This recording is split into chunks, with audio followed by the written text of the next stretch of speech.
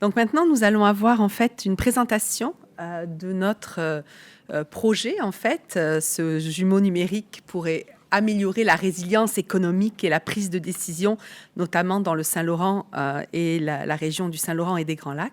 L'intervention de Thierry Varin, professeur à HEC Montréal, chercheur principal au Cyrano, co-responsable avec Martin Trépanier de notre projet, et de Jérémy Schneider, qui est data scientist au lab, qui va aussi vous parler de l'application qui est développée. Thierry. Bon, c'est un plaisir d'être ici. C'est difficile d'être le successeur ou les successeurs après nos éminences qui viennent juste de parler. Donc je dois juste vous dire, ça a commencé comme un projet de recherche et puis grâce à la présidence des États-Unis, c'est devenu un projet géopolitique. Donc projet de recherche, en quoi c'est intéressant pour des chercheurs comme nous? C'est intéressant parce que c'est vraiment l'intersection entre deux cercles. Imaginez un diagramme de Venn, deux cercles, un cercle qui est l'économie, un cercle qui est tout le domaine d'études des transports. Et l'intersection, c'est quoi? Les économistes, on a tendance à oublier, on a tendance à faire l'hypothèse qu'en réalité, c'est une question de distance. Puis, vous avez entendu le contexte nord-américain, on est le premier partenaire des États-Unis, etc. Donc, chez les économistes, on a l'habitude de penser en termes de distance, et chez les gens de transport, on pense plutôt, on fait l'hypothèse aussi, ils sont aussi coupables comme nous, on peut l'être dans notre domaine, ils sont aussi coupables d'une certaine façon de penser qu'on transporte des volumes et pas des valeurs. Donc nous, on parle de valeur, on parle de distance, et puis les gens en transport vont transporter des volumes et pas des valeurs. Et en fait, la conversation entre ces deux mondes, donc rassembler et faire cette intersection entre ces deux mondes, nous fait réaliser en réalité, puis il y a plein d'enjeux mathématiques derrière, donc mes collègues en économie internationale savent de quoi je parle, il y a plein d'enjeux mathématiques derrière qu'on corrige avec des outils mathématiques quand on est en économie. Et en réalité, on se rend compte, quand on utilise de la science des données, les outils numériques d'aujourd'hui, quand on utilise des techniques d'intelligence artificielle, en fait, de l'apprentissage automatique, on se rend compte qu'on est capable, en réalité, d'avoir une description du monde un peu plus précise. Au lieu de parler de distance, en économie internationale, on peut aujourd'hui parler de temps. Donc on peut parler du temps de transport d'un endroit à un autre, et le temps est variable parce que la distance ne l'est pas. Le temps est variable et ça change en fait la nature de nos modèles. Et ce temps, en fait, dépend aussi, je reviens sur, donc je pense à Martin, les conversations qu'on a en permanence, ça dépend des modes de transport. Les transports sont multimodaux. Vous allez transporter d'abord par bateau, et puis ensuite par rail, et puis ensuite par camion, etc. etc. Donc mathématiquement, tout ça change plein de choses. Et pourquoi je vous parle de mathématiques? Parce qu'en fait, un jumeau numérique, qu'est-ce que c'est? Donc c'est plein de choses, un jumeau numérique. C'est une représentation virtuelle d'une unité réelle. Cette unité, ça peut être un humain, ça peut être une équipe d'humains, ça peut être une machine, ça peut être aussi une représentation géographique. Donc ce sur quoi on travaille ici, dans le contexte des Grands Lacs et du Saint-Laurent, c'est pas le président des États-Unis qui a décidé qu'on travaille là-dessus, on avait décidé avant lui. Donc c'est un énorme moteur économique de l'Amérique du Nord, en réalité. C'est le moteur économique de l'Amérique du Nord. Moi, j'aime vraiment pas parler d'exportation et d'importation. Je préfère vraiment parler d'intégration économique, ce qui ne veut pas dire 51e État. Mais j'aime vraiment parler d'intégration économique parce que c'est vraiment ce qui s'est mis en place dans les 30 dernières années. Donc vous avez une économie qui est parfaitement intégrée, qui est à capacité, qui est optimisée, qui tourne vraiment bien, qui est une des meilleures économies au monde. Bon, pourquoi s'embêter à la diminuer, ça je ne comprends pas, j'ai du mal à rationaliser, mais vous avez une excellente économie qui tourne, et ce que l'on voulait faire avec ce projet, grâce à Transport Canada, c'était avoir une représentation virtuelle de toutes ces données en temps réel. Donc ce que Jérémy va vous montrer, c'est vraiment le début, c'est déjà assez exceptionnel, c'est vraiment quand même le début d'un projet, c'est un énorme travail de base de données. Donc ce que vous allez voir est assez frustrant, parce que vous ne voyez pas toutes toute la base de données à laquelle on a accès. Je veux juste planter une graine et puis laisser la parole à Jérémy, qui va vous parler en anglais. Son anglais est meilleur que le mien, vous allez comprendre pourquoi. Mais je veux juste planter une graine. En fait, ce qu'on est capable de faire maintenant avec ces données numériques, c'est un rêve qu'on a depuis longtemps, en tout cas que je touche depuis que je suis étudiant. C'est une approche micro de la macro. Donc vraiment une approche microéconomique de la macroéconomie. Et c'est quoi l'intérêt de ça? C'est qu'au lieu de parler d'exportation, d'importation, vous avez compris que j'aime pas parler de ça, je préfère parler d'économie intégrée, mais admettons, au lieu de parler d'exportation, d'importation, dans lesquelles vous pouvez partir dans des abstractions et des trajectoires narratives qui sont fausses, les exportations et importations, en fait, c'est le fruit d'une entreprise. C'est la somme des entreprises qui décident de vendre à d'autres entreprises. Oui, géographiquement, c'est dans un autre pays, mais c'est quand même des collaborations comme on ferait entre Montréal et puis Longueuil, etc. etc. Donc et si on était capable de représenter ces collaborations, si on était capable de représenter ces flux économiques dans un jumeau numérique, qu'est-ce que ça nous dirait? Donc c'est vraiment la question qui nous motivait. Et ces flux économiques sont forcément transportés. À nouveau, ce n'est pas juste des dollars, c'est des dollars qui sont transportés à travers cette région. Donc, vous voyez, plusieurs défis. On définit une région qui est une région binationale.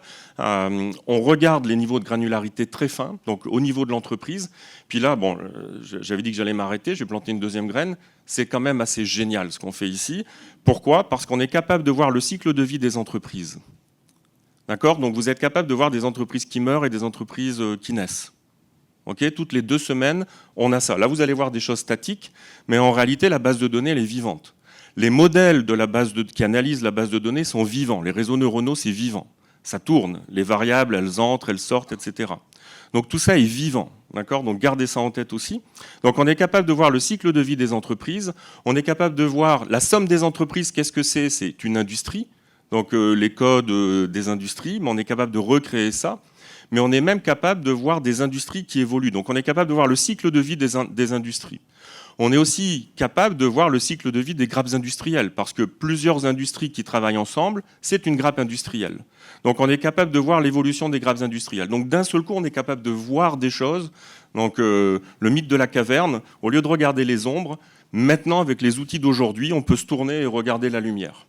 Donc, ce qui me motive comme chercheur, et puis on est au Cyrano, donc un centre qui conseille les politiques publiques, ce qui me motive comme chercheur, c'est vraiment d'être capable de tourner les politiques publiques en fait vers la lumière, plutôt que de continuer à discuter du côté des ombres, et parfois partir dans des trajectoires narratives qui sont fausses, comme celles que l'on connaît aujourd'hui. Donc j'ai assez parlé, je vais laisser Jérémy vous présenter ça. Thierry. Merci. Thank you, Thierry, and welcome everyone today. So I'm just going to spend really just about 5 minutes showing you some things that our digital twin can do. As Thierry mentioned, I want to reiterate the idea of the digital twin is to really have a virtual representation of the reality. So what we do is we take data, the closest thing we can get to real-time data. There we go. Okay. We build predictive models with this real-time data. And this is, Premier Johnson former Premier Johnson just talked about managing uncertainty. That's what we want to do with our predictive models. We want to manage uncertainty. We can't promise that we know the future, but we can at least prepare for all sorts of different scenarios.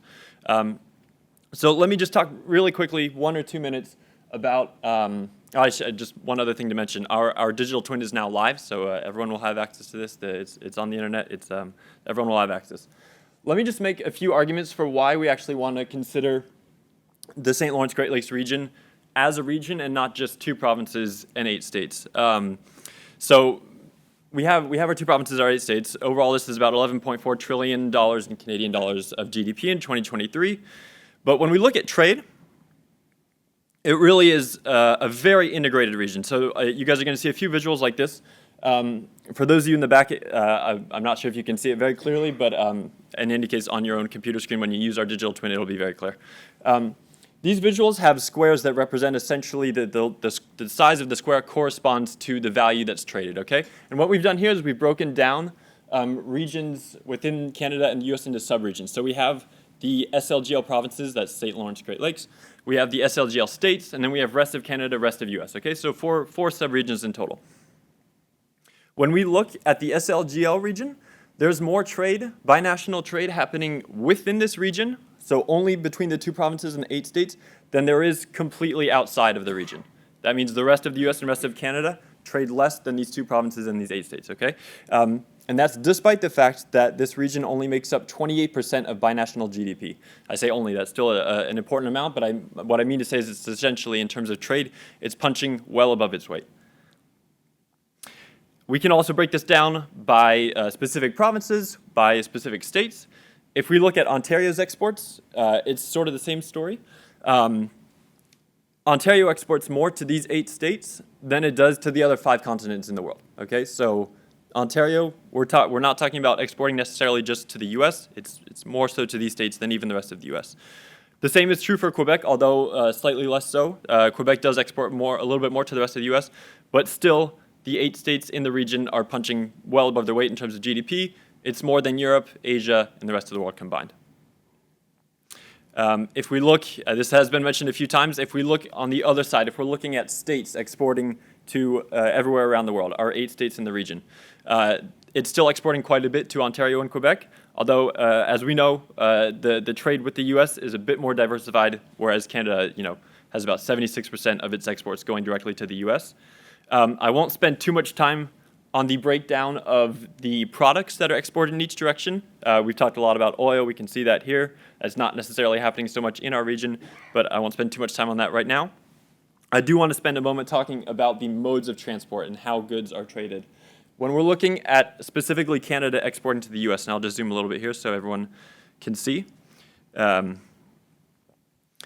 We talk about adaptation and investing in infrastructure so that Canada will be able to diversify with its trading partners long term. When we look at how Canada is exporting to the US, road, pipeline, and railway is making up over 90% of exports, okay? These are not modes that we're going to be able to use to export to Europe, to export to Asia. So this obviously implies huge amounts of investment in infrastructure. So that's sort of the case I want to make for the SLGL region, but also the seriousness of what adaptations are to come. We're not going to go through all the modules today, so I'm going to choose a few that might seem important. We'll start with one that we haven't talked too much about today. That's tariffs. Just kidding. So we have a tariff simulator, okay? What we do with this simulator is for the top 10 products that either country exports to the other, we are going to take the previous data, this is one of our predictive models, and we are going to show different scenarios of what trade will look like in 2025 without any additional tariffs, with 10% additional tariffs, with 25% additional tariffs. Why all of these different scenarios? If you've been following the news, you know that any of these scenarios can change from one day to the next. So how this works is the user is going to select inputs up here. The user can either choose the US imposing tariffs on Canada or vice versa, and then we can choose one of the top 10 products that are exported in either direction. So if we take oil, for example, we have oil. This is the previous historical data, the amount of oil that Canada exports to the US each year in billions of Canadian dollars. We can see 3 scenarios: no additional tariffs, 10% additional tariffs, and 25% additional tariffs. So with no additional tariffs, we do have oil actually projected to increase.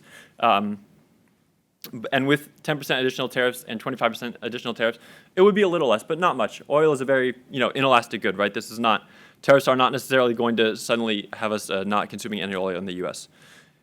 If we look at something far more elastic, for example, plastics, first of all, we can already see it's a much less important good in terms of total value traded, only 19 billion compared to about 177 billion for oil. And we can see that in cases of 10% additional tariffs in yellow and 25% additional tariffs in red, we just zoom in here, we have the values there, would decrease by a few billion in each case, but in terms of percent, this is a much more important share. And we've kind of talked about the SLGL region here. With the tariff simulator, we're not looking at the SLGL region, but again, in reality, that's where a lot of the trade is happening, and more specifically, this is happening, it's not country to country. In reality, it's industries that are trading, it's companies that are trading. Sometimes it's even the same company that has goods going from one border to the other. So what we want to do is break this idea down into actual companies. So let me just click here, this map will bug a little bit. So what we have here, we call this the industries and companies in the SLGL region. Every circle on this map is a company, okay? What we've done is we've taken the top 500 companies in terms of annual revenue for every state and every province in the region. We have close to 1 million for each one, but that takes a little bit of time to load, so I'm not going to show them all today. So every circle is a company. The size of the circle corresponds to the annual revenue of the company. So if I take one of these huge circles, here this is Ford, very big annual revenue. And what we want to do here is, if I go back very quickly to the tariff simulator, let's look at, for example, vehicles. Vehicles are in the top 10 of goods exported in both directions. We have our predictions, but we want to know what companies are going to be impacted by these tariffs, okay? So if we come here, and one thing I should note, these are specifically companies that have their headquarters in these states. So it's not perfect data, but it is all the companies that have their headquarters in these states. There's still huge companies in terms of automobile parts that are on the way. So, for example, if I'm going to take the micro perspective, we know Ontario and Michigan trade tons of automobile parts. Let's look at specifically Ontario. We'll go to our industries, manufacture of motor vehicles. And here we have all the companies with their headquarters in Ontario that are at least in the top 500 that are doing manufacturing of motor vehicles. So we have the companies that would be most impacted by these tariffs. Magna is a huge company. If we look on the other side of the border, just because it's tariffs in one direction doesn't mean the U.S. won't be affected. If we look at Michigan, we have Ford here, we have Chrysler up here. We have all sorts of companies that are being impacted by tariffs. So the idea here, I won't spend any more time really on the digital twin. The idea here is that we have our predictive models, we have micro data, we have these data in real time, and that's how we're trying to manage the uncertainty. Yeah, I'll stop there for now.